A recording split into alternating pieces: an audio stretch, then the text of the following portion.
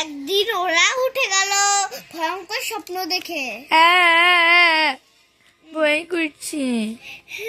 কি জানি স্বপ্ন দেখছে, এখন তো রাত।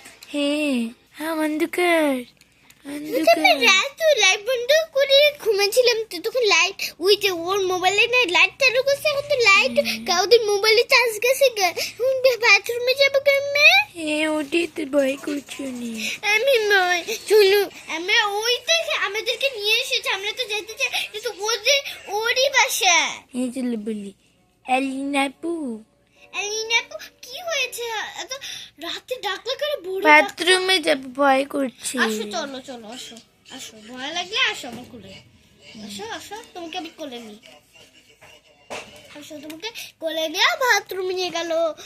তারপর আমি আসছি, তোমরা করতে থাকো প্রস্রাব, আমি ঘুমাবো। না যাব না। তারপর গেল বাথরুমে অজ্ঞান হয়ে গেল। তারপর অমিনা আর রিনা আসলো, ওরা তো বেশি ভয় পেত না। ভয় পাইতো না ওরা একটু। ওরে পুরি আছি, চলো ওকে ধরি। তারপর ওরা এসে পড়লো, তারপর আলো এসে পড়লো। ভয় লাগে। আলো চলে গেছে আবার। তারপর সকাল হয়ে গেল। বাবা সকাল হয়েছে, ভালো হচ্ছে। এবার আমি গোসলটা করিনি। আমিও করিনি।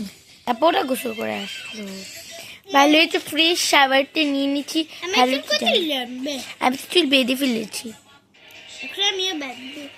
দাদু কালকে না ওরা পড়ে গেছিল, ওদেরকে সাবধানে থাকতে হবে, আমরা ঘুমিয়ে। আমিও শাওয়ার নিব। তারপর ওরাও শাওয়ার নিতে গেল গা। শাওয়ার নেওয়ার পর ওরা শাওয়ার করে এসে পড়লো। এই রুমে, ওর রুমে এসে পড়েছে। আমার রুমে আসতে পারো না, আমার বোনের রুমে।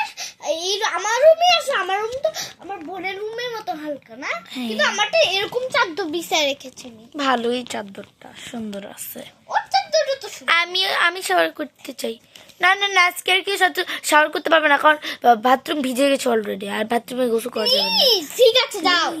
ওকে, গোসল করার পরে তারপর ওরা গোসল করে এসে পড়লো।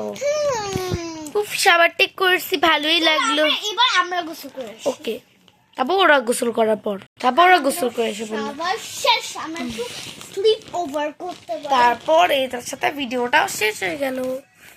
বাই।